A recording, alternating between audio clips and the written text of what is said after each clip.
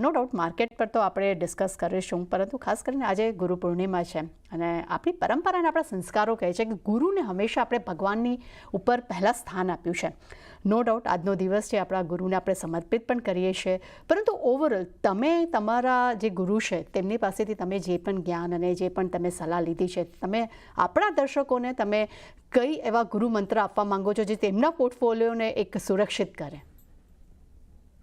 સૌથી પહેલા good morning તૃપ્તિ. આજે સૌથી પહેલા તો ગુરુ પૂર્ણિમા છે એટલે બધા દર્શકોને અને સીએનબીસી ટીમને, આનંદ રાઠીની ટીમની તરફથી હાર્દિક શુભેચ્છા. બટ ઓવરઓલ ગુરુ મંત્ર જે છે એ સિમ્પલ છે, but it is very difficult to follow. સૌથી પહેલા જે ગુરુ મંત્ર રહેશે, વેરી ફર્સ્ટ વન એ છે કે ક્યારે પણ પોર્ટફોલિયોની અંદર કે ક્યારે પણ કોઈ સ્ટોક્સના બારેમાં આપણે વિચારે બાય કરવું છે કે નથી કરવું, એ ટાઈમે કોઈ પણ સ્ટોકને જ્યારે ચડતો હોય, જ્યારે રેલી થઈ ગઈ હોય, ત્યારે એને ચડતીમાં ક્યારેય નથી લેવાનો.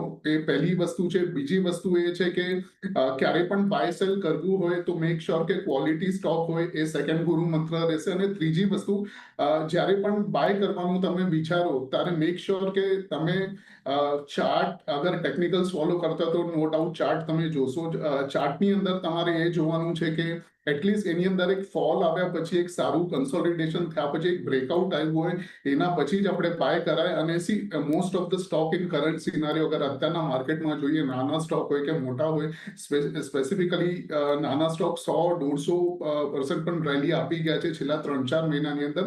તો એવા બધા સ્ટોક જે છે એ આપણે અવોઇડ કરવાના અને મેક શ્યોર કે એવા સ્ટોક લેવાના જેની અંદર કરેક્શન સારું આવ્યું છે અને ક્વોલિટી સ્ટોક છે. તો આ 3 ગુરુ મંત્ર છે મારા.